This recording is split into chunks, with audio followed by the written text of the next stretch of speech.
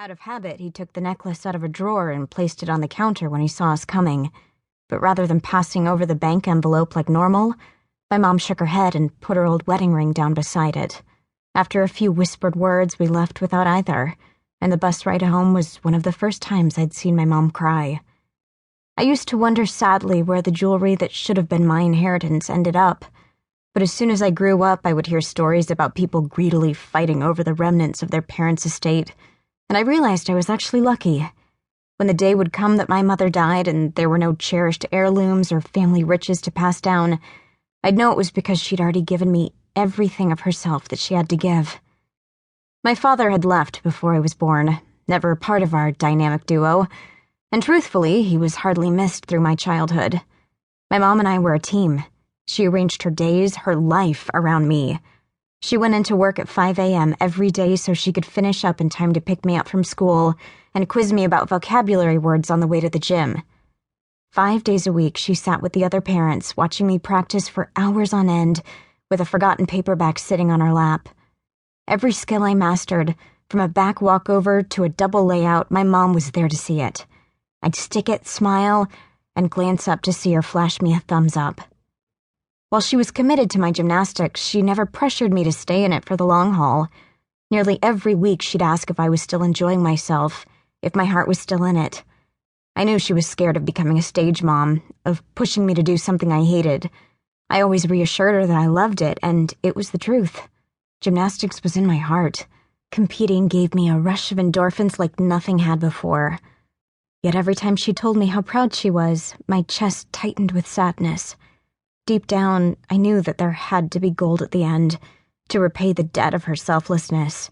She had been over the moon that I'd made the Olympic team, and she would be beside herself if I brought home a bronze or silver medal, but those things weren't enough.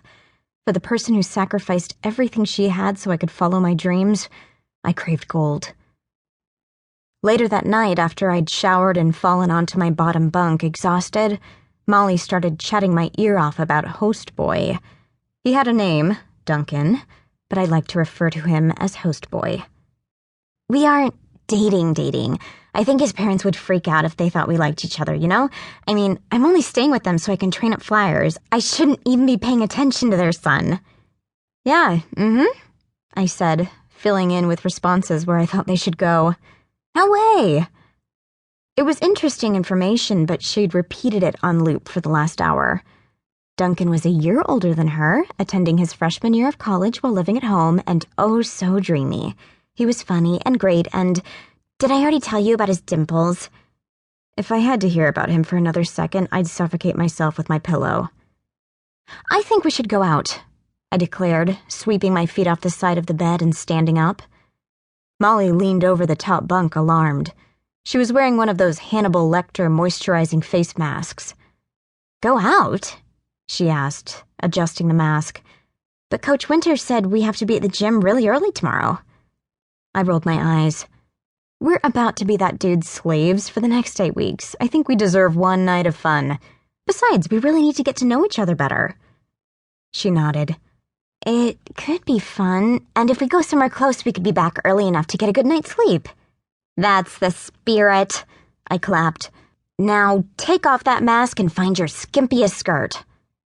But I like Duncan, I don't want to. I held up my hand to stop her. By all means, put on your nun's frock to save yourself for dimpled Duncan. The skirt is for me. Oh, she smiled. I have just the thing. I headed out into the hallway and pounded on Lexi and Rosie's door. Rosie whipped it open with wide eyes and a grateful smile.